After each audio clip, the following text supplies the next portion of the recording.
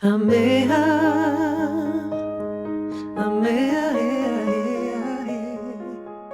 Hey, my dear Haseena, how wonderful to have you here as a guest from Africa. What amazing. Well, it's an honor to be talking to you like this, and it's always fascinating that we're on two different continents, Northern Hemisphere, Southern Hemisphere, and we can connect like this. So thank you for having me. Yeah, I think it's great. We can really, I mean, this is the gift of the new time, right? That we can really communicate everywhere. It's so fascinating. So I know a little bit about you. I once had a beautiful reading from you, Akasha reading, which really supported me on my path. And today I would like to know a little bit more. Would you like to tell about your roots, where you come from, what kind of family? As a little girl, how was it to be where you were, and how did you deal in this? Okay, well, so I grew up in the town that I'm still in now, Newcastle, South Africa, which is about a 3-hour drive southeast of Johannesburg. And the years that I grew up in, mostly the 80s, that was at the height of apartheid. I grew up non-white in apartheid. And it was quite an interesting time, because as a child, like Nelson Mandela said, that children aren't born hating, people are taught to do that. Children are born with this natural love. So I knew no different. So my first experience was, I remember going to shop with my mom at about 3.5 years old, and I wanted to go to the bathroom like any little kid, right? So there were non-white bathrooms, because it was literally marked whites and non-whites, and there were non-white bathrooms and white. So she took me into the non-white bathroom, and it was such a mess. So she took me right back out and went into the whites only bathroom. And I remember when I came out of the stall and I was washing my hands, and I only remember snippets of this. There was a white lady in there who said to my mom, "You're not supposed to be in here." And my mom turned around and said to her, "Who are you, the toilet police?" And then she just walked out. But I can imagine that it took a lot of courage, because essentially you're breaking the law. As unjust as the law is, you're breaking the law. And so that was one experience. And the second one was completely opposite, because I went to the private school. My parents sent my sister and I to the private school in our town, and it was a Catholic school run by Dominican sisters. I'm not Catholic, I was raised Muslim, but we were all taught there, you respect everyone's cultures, respect different religions, different beliefs, and so on. And you get to know everyone's name. No one's name is too complicated for you. So the nuns nurtured that equality, that inclusivity, and it was wonderful. It was like heaven on earth.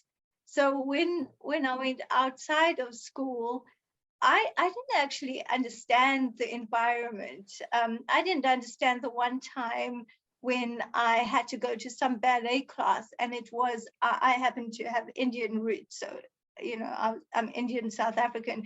So I had to go to the class where there were only Indian children, and it seemed really strange, but I couldn't understand why. And I didn't enjoy it, because our school life was so different. It was, like South Africa in democracy when Nelson Mandela had become president. It was that kind of an environment. Wow. This is, of course, something which is, for me, I mean, I'm raised in a very free country, Dutch, totally different. There were not this kind of conflicts. But of course, we were introduced to it as a child as well. So, but if it's far away, you don't really, it's different than if you're really in the middle of it, you know, really feeling how it is. So this must have been a huge impact on your way, how you became and what you became. And it's great that your mom was so open and so full of courage, and also to bring you in that school.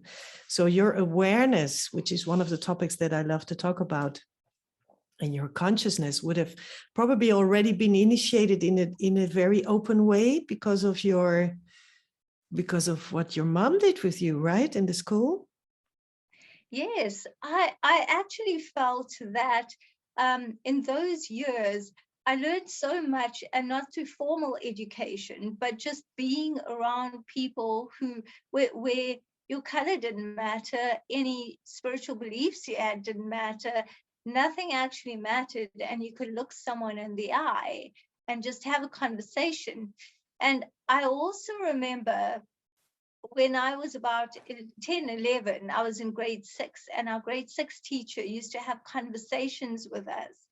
And she was talking about a girl in our class who was what most people would call biracial, where I think maybe along the ancestral line, you know, someone was white and someone was black, and they became partners, and so it went down. So our teacher was saying that, you know, this girl's great-grandfather founded the library, the whites only library, which we called the town library, and she can't go into it because she's not white. And our teacher said, how crazy is that? So we used to have these really raw, truthful talks, you know, in our class at that stage. It was just natural to me that you can come soul to soul and connect. And when we started going into democracy, I couldn't really understand why it was so hard for people to connect at that level. They had to actually learn and be taught. And, you know, this is actually offensive. You know, you can just ask someone this, you don't, it's so natural to just communicate. And that, I think that's where the consciousness came in, that I had this consciousness of, like Ram Dass has said, often we're all just walking each other home. Beautiful, beautiful. Yeah, fantastic. I think you were very lucky to be in this surrounding, although you were in this amazing conflict country, and that you had this little precious island where you could really be lifted into that awareness, which made you what you are now today. You're a wonderful gift to the world. And you even call yourself a truth walker. Would you like to tell people what that means? I mean, everybody knows what is truth, but how would you describe why you chose that word? Oh, so that's a very interesting story. So in 2013, here's the shortest version I can possibly tell you. Okay. In 2013, I was just living my life, tutoring school children, and I found that, you know, I just wasn't enjoying it. But I didn't actually think too much about myself. I just wasn't aware. Like you talk about awareness, I wasn't in that space. And what happened was I saw that my right breast seemed a little bigger than my left, and I didn't really think too much of it, or I just said, well, you know, there could be a million reasons for it. And you know, one day I was in a corsetier's shop, and he was measuring me for a bra, and he said, can I put my hand there to, you know, measure you? I said, yes, of course. And then he says to me, can I ask you a loaded question? When last did you have a mammogram? And I was like, I haven't. I come from a medical family. I usually know if something's the matter. I know how to diagnose things. And he said, well, you may want to do that. It feels a bit grainy in there. And he said it very classily, you know, with respect. And I immediately went into this panic on the inside, and when I got home, I started Googling this. And what I came up with was that this was a fibroadenoma, a growth that is benign by nature, but you do have to check. And I was scared out of my mind because I know what can happen. So it was 2 weeks before my sister and I were having our major girls empowerment function. We empower girls. And I said, I'm not going to do anything. And then as soon as it was over, I phoned a doctor, the first GP I ever consulted with besides my dad, who was a doctor, and he'd crossed over by then.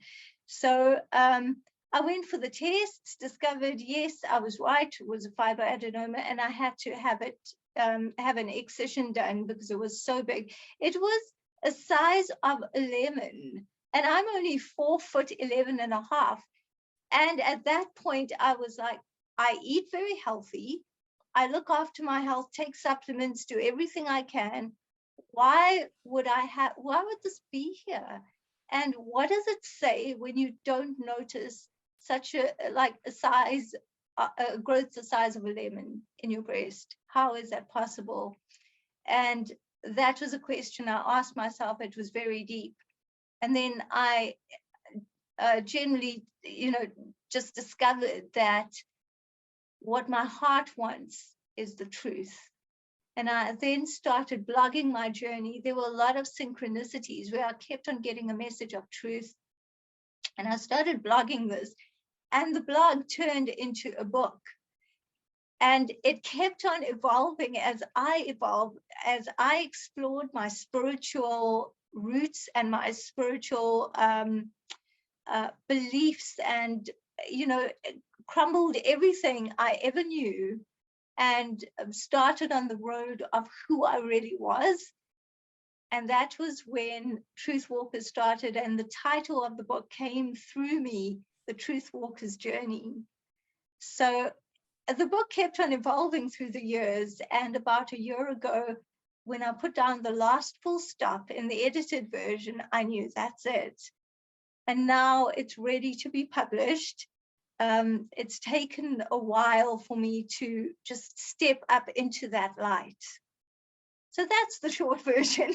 Wow, what an amazing story. I mean, first of all, congratulations that you managed it all, that you went so wonderfully well through this whole process, and to share this very intimate story with all those who are going to listen to it. Thank you very much. And I hope you're going to find somebody who's going to release the book very soon, and it's going to inspire many, many people who are maybe having to go through similar events that you've been through, and to show that it's worthwhile. And it's also for me very interesting, the question, would you say that because of that, what you've discovered, is this where your spirituality aroused, or was it already early there that you had an idea of spirituality? By the way, what does it mean to you, spirituality? How do you use it? Or what is do you have like a daily practice, or what is it you feel into that field? Well, firstly, I think spirituality is a sense of connection, and it's a sense of connection. People may call it God, they may call it their center, their heart. I call it source. You may call it higher self, inner being, whatever your beliefs define it as, but that sense of connection to the greater whole. To me, that's spirituality. So did you have it as a little children already, or did it came later? I actually didn't. I always felt that I didn't believe in religion, but I didn't know what to do with that. You kind of know that, but there's no one to go to. Those were very conservative years also, because our country was isolated. There was no internet. So I didn't really get much in the way of exploring that. But when it really started was in 2008, when my dad crossed over. Then I had started listening to Wayne Dyer's radio shows on Hay House Radio. He was a phenomenal soul. And I also started listening to a few more, I was guided to a few more programs on Hay House Radio that were totally out of my comfort zone, but they kept coming back to me. So then my dad crossed over, and I remember in the few days after that, it was almost like I could feel him. And I say almost like, because now I know I feel him. Then it was, how is this? It's like I can feel him. And I got up, you know, you get clairaudience, clairvoyance, claircognizance.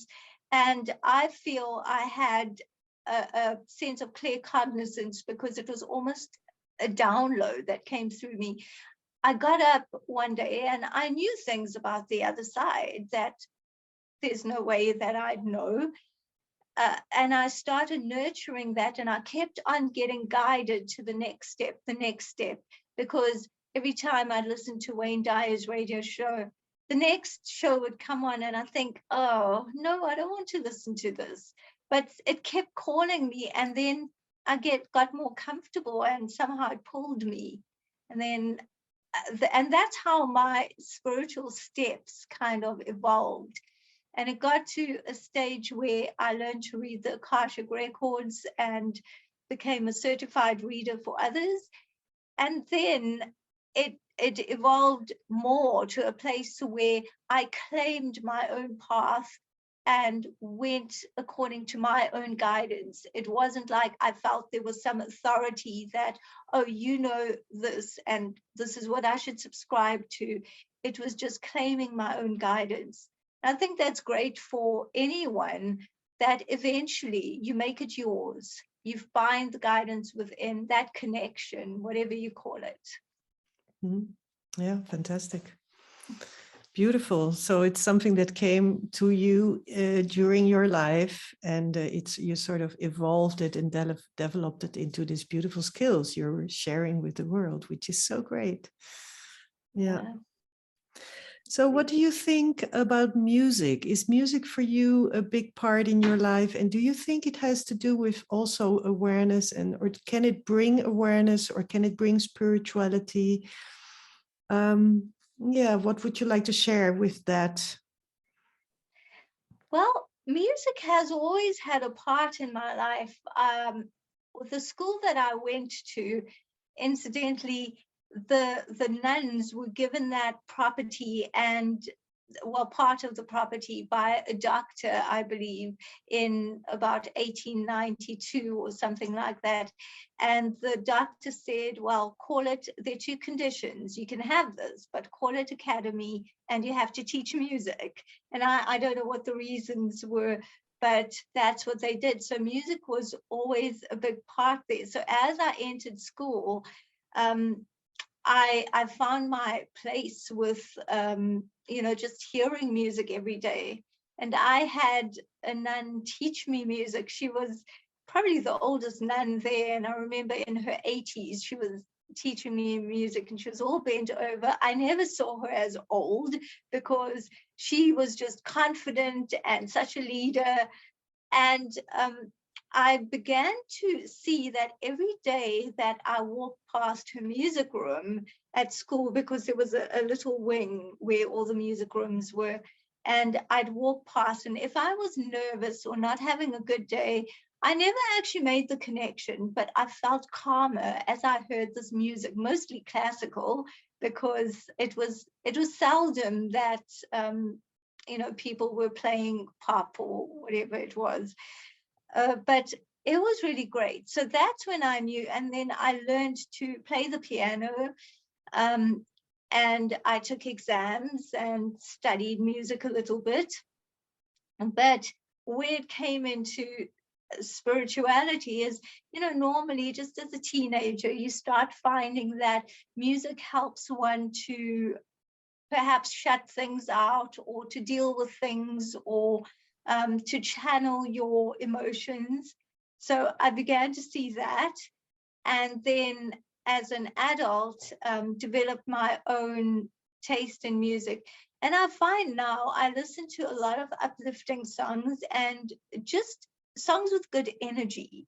Mm-hmm. Because for me, sometimes the lyrics aren't what you would call like positive and uplifting. You know, it may be ego-filled lyrics, but somehow you can feel that energy when the person composed it. And so I listened to some of these songs. One of my favorite songs is Leonard Cohen's Hallelujah. It and every major thing in my life, I've had a song that played, and this song also has that type of significance for me. So I've listened to so many different versions.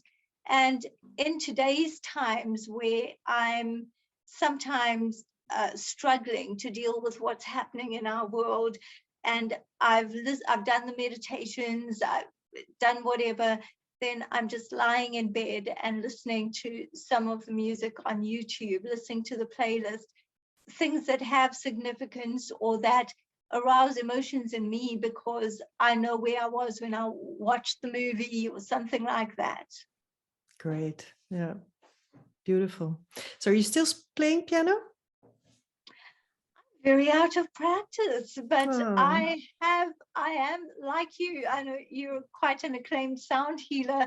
I got my tongue drum and I'm going to soon start sound healing sessions. So that's not exactly like the piano. The piano's around in the next room. it's sleeping. I do sometimes play. Yeah, well, maybe it wakes up again. I mean, you have enough to do, so maybe it's also not time right now. Yeah, beautiful. Tell me if you have any tools, if you're like a downer. Okay, you already said you're going to listen to music. Is there anything that makes you laugh, that supports you? Like you need a big laugh. What are you doing? Oh, very interesting. That part has really evolved for me. So it used to be that I'd put on a movie that I had watched like maybe 10 times or something, but you know, it just brings out those wonderful emotions. I love Sister Act 1 and 2. Okay. I really, and I guess it's because I grew up with the nuns around me, and the nuns at our school was so special.